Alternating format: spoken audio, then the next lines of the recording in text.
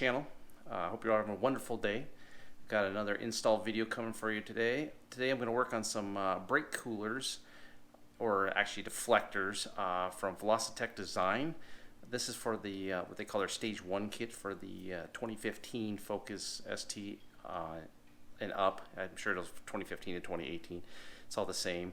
For you 2013 to 14 guys, they make a Stage 1 kit, which is deflectors, kind of similar to what I got. They also make a Stage 2 kit, which replaces the fog light houses and runs up basically a pipe from where the fog light comes in and gets the air that way and deflects it to the brake. That's a good setup. I'm probably going to go to something like that. I'm just going to have to custom make it. So I'm going to start working on that as soon as I kind of get these. I'm going to try these out and see how they work. Velossa has always been a good company. I got some of their stuff from them. I got the intake, the ram air intake that I got from them, which you can see one of my other videos, the install on that, and that was pretty straightforward. So this should be the same way. I'll show you kind of what I got going. I kind of roughly have it mocked up and installed. So what you first got to do, obviously, is get it up in the air and get the tire off.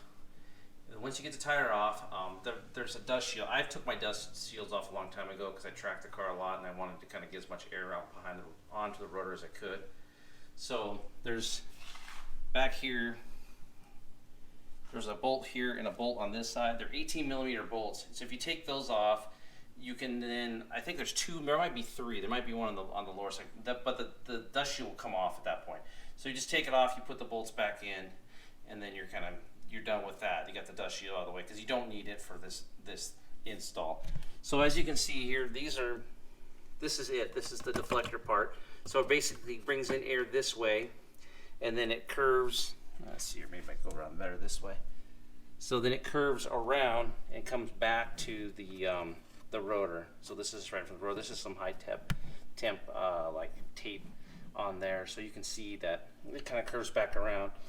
The install is really easy once you kind of get the dust shield out of the way. They're made for left and right, so make sure you get them in the right spot. I mean, otherwise if you don't, they won't fit. But so this one's just kind of rough, loosely in there. I'll show you what they look like. Let me grab one here.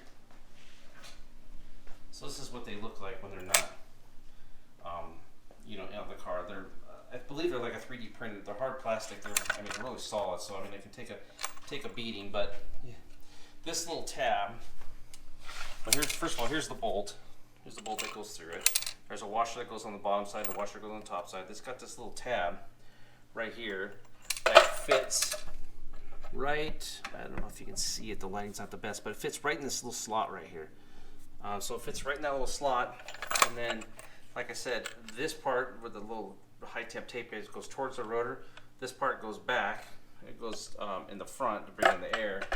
Now, when you get it in, what you'll probably have to do is there's actually plastic that hangs down here, and I trimmed mine off a while back. I think it hung like down in here somewhere. It dropped down and went over.